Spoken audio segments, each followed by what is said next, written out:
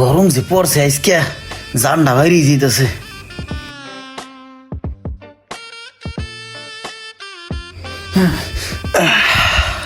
ফ্রিজটা ঠিক মতন নামাই দিয়েছ তো? জি ভাই। নিয়ম কারণ সব বলে দিছো না? হ্যাঁ, নিয়ম কানুন ব্যাপাক বুঝাই দিছি। আমি কইছি কি কেবল ভ্যানেতে মালটা নামাইলাম তো, এখন ভিতরে কিন্তু গ্যাস জ্বলতাছে, এখন লাইন দেওয়া যাবো না, লাইন দিতে আর একটু পরে বুঝে কইছি। গ্যাসটা ঝুলছে তো এখন লাইন দেওয়া যাবো না, নাগায় এখন পরে সুইচ দিলেই নাইল যাইবে। আচ্ছা ঠিক আছে, ভালো কাজ করছো। তোমাদেরকে আজকে আমি একটা পরীক্ষা দেব, বুঝছো? দেখমু যে আমার এই শোরুমে কেডা মনোযোগ দিয়ে কাজ করে। এই আরিফ, এই রোমান, এই রনি, এই তোমরা এদিকে আসো। আজকে তোমাদের 4 জনকে আমি একটা পরীক্ষা নিব, কে এই শোরুমে মনোযোগ সহকারে কাজ করে।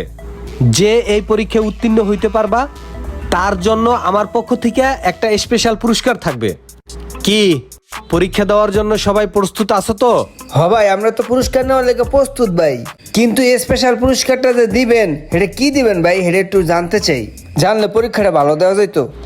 আচ্ছা শুনতে যখন চাইতেছো শোনো, যে এই পরীক্ষায় উত্তীর্ণ হইতে পারবে মানে জিতবে, তাকে আমার পক্ষ থেকে স্পেশাল ভাবে আমি মার্কেট করে দেব। ও ঠিক আছে, তাহলে দেন পরীক্ষা।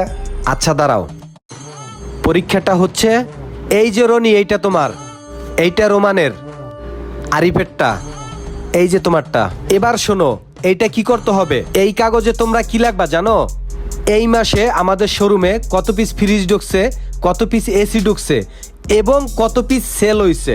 এই হিসাবটা যে সঠিক দিতে পারবে তার জন্যই আজকে থাকছে আমার এই স্পেশাল গিফটটা। ঠিক আছে তাহলে যাও লেখো, আর এই যে নাও কলম।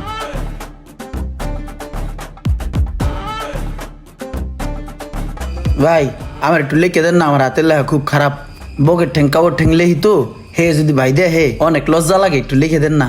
তুই বাড়ি আর একটা যন্ত্রণা। আচ্ছা হন, তোর একটু পরে দিতে আসি, তোর যদি আমি লিখে দিতে যাই তাহলে ওই দুটো দেখে লাগবো, একটু চাপ তো, একটু পরে দিতে আসি, একটু পরে। কলম না দেন না ভাই এই যে আমারটা। এই যে আমারটা। এই 4 জনেই তুই সঠিক উত্তর দিল। 4 জনে উত্তর দিলেই তো আর সবাইরে পুরস্কার দেওয়া যাবে না। আসলে দেখতেছি তোমরা তো সবাই মনোযোগ দিয়ে কাজ করছো, কারণ সবাই সঠিক উত্তর দিছো। পুরস্কার তো আর 4 জনকে দেওয়া সম্ভব না, পুরস্কার তো দিব 1 জনকে। তোমাদের 4 জনকে আমি আবার 4টা কাগজ দিব, এইখানে তোমাদের 4 জনের নাম লেখা কাগজটা ভাঁজ করিয়া আমার কাছে তোমরা জমা দিবা, ঠিক আছে? এই যে 4টা কাগজ দিলাম, এই 4টা কাগজে 4 জনের নাম লেখা বাস করিয়া আমার কাছে দিবা। যার নাম উঠবে সেই আজকের উইনার, তাকে আজকের এই পুরস্কারটা দিব, ঠিক আছে? তাহলে যাও লেখা আমার কাছে জমা দাও, এই নাও কলম।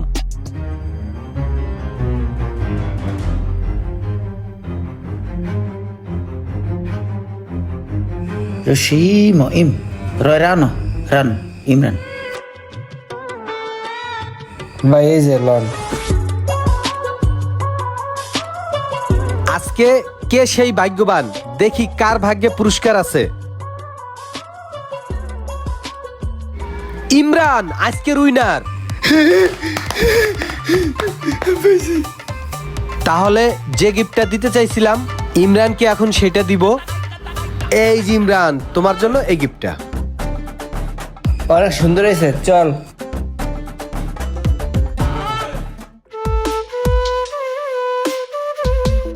কিরে মামুন, মন খারাপ নাকি?